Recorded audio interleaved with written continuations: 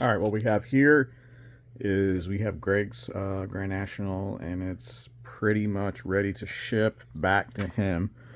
So let's just do a little walk around.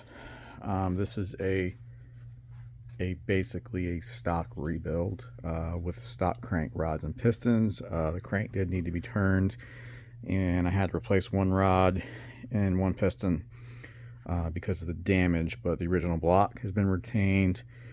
Crank I think is 1010. So when I do a stocker, I do as much as I can to keep it looking like factory. I mean, I can't do anything about the color of the pressure regulator, but we retain all the factory vacuum stuff. We clean it up, we do the best we can. Got a MAF translator hidden down there. Usually I do go with the polished aluminum up pipe, or MAF pipe, excuse me. New hoses on the intercooler with the T-clamps. I don't use T-clamps on the MAF pipe. It's a waste. The MAF pipe is a suction pipe. They're never going to blow off. Worn clamps are sufficient. Always upgrade to a bigger K&N. Customer retains the original air box if the vehicle has it on it.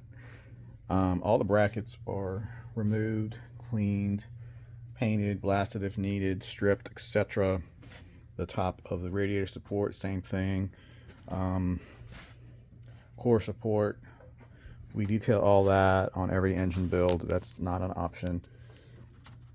Most of the guys nowadays are having to have the heater core redone. This one did. So we do the bolts and everything and make it look pretty. As you can see, we wire loom everything.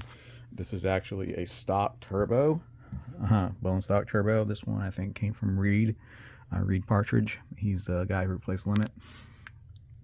And here we go. Silicone vacuum lines, retain the stock AC Delco PCV that doesn't leak. Rubber hoses. Most of them get rubber. Some guys get silicone, depends on the build. Grimspeed boost controller. This guy's set about 12-13 pounds. That's as high as I can get it on pump gas. Same thing, all detailed, all put away. Air conditioner completely redone, all the lines, everything except the evaporators are in place. Evaporator's been flushed. Got the dual fans upgraded. Already had the cold case radiator on it. I have some wiring mods that you won't see for the dual fans that are undetectable in there. And it retains the factory valve covers, etc. Blast and tumble on the alternator, the valve covers, paint on the doghouse, the throttle body, and the intake. Turbo shield is probably coming. I'm just waiting for Greg to reply on that. But this is the way it's going to ship back to him. We'll go underneath it here in a minute. Actually, before I go underneath it, let's go inside.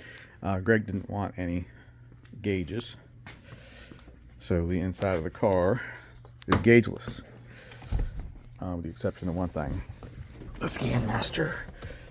So I just stuck it under there. Most guys that have a stock Grand National don't really know what a Scan Master is and don't need it, so it's just down there just in case.